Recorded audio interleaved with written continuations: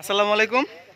আমরা এখন আছি হচ্ছে যশোরের ডিসি রেস্ট হাউস। এটা বলে কি বলে রেস্ট হাউস একটা, এখানে আমরা আছি এখন। তো ওই যে আমার ছাত্র আছে, গার্ডিয়ান আছে, সব একসাথে আসছি এখন।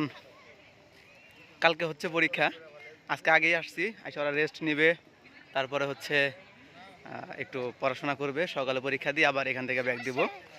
তো আপনি কিছু বলবেন? আসেন। আপনার পরীক্ষা দিতে এসে কেমন লাগতেছে বলেন? আমি তো পরীক্ষা দেই নাই, আমার কোনো মনে হয় দিবেন তো, কালকে পরীক্ষা দিবেন না? বলেন বলেন।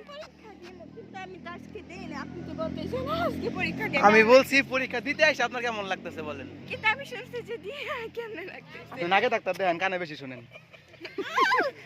মিস্টার বুঝছেন? ব্লগার এই যে হলো আমাদের মিস্টার জুম্মন কষাই ওরফে ঝলক স্যার, কিছু বলবেন? এখানে যে ব্লগ করছে তা না বলো। 7 মাস জেলে আছিলাম, জেল থেকে একটু বাইরে হইছি, ভাই ভালো থাকতে দেন। এখানে জানি কি কি আছে স্যার কইলেন না তো? আমাদের স্পেশাল ভাবে জিনিসগুলো বলা হয়েছে, এখানে কি কি আছে বলেন। দেশি অস্ত্র। এখানে বলে দেশি অস্ত্র আছে, বুঝছেন? চিন্তা করছেন তারা স্যার পাই কি। এই হলো আমাদের এক নায়ক নাক কান গলার বিশেষজ্ঞ কানের ডাক্তার দেখাতে হবে একে। আর আমাদের এই যে একজন আছে, এই হলো আরেকজন নায়ক, ঠিক আছে?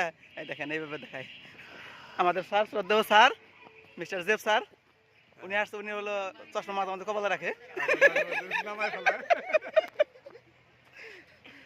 আর আমাদের এখানে স্টুডেন্ট ছাত্র আর স্যারের মাঝে হচ্ছে দেখি কে জিতে।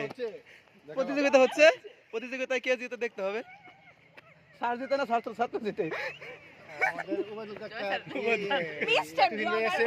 আমাদের এই যে তুহিন ভাই, আমাদের সর্বজন পরিচিত ওবায়দুল কাকার পরিচিত, তাই না? পরিচিত নাম নেই, উনি আমাদের ওবায়দুল স্যারের কি বলে ওবায়দুল সাহেবের, তাই না তুহিন ভাই? তিনটা ডিওজি আছে ওই যে ওইখানে, ওই যে এই হলো আমার খালা মিস্টার ব্লগার ডাকছে।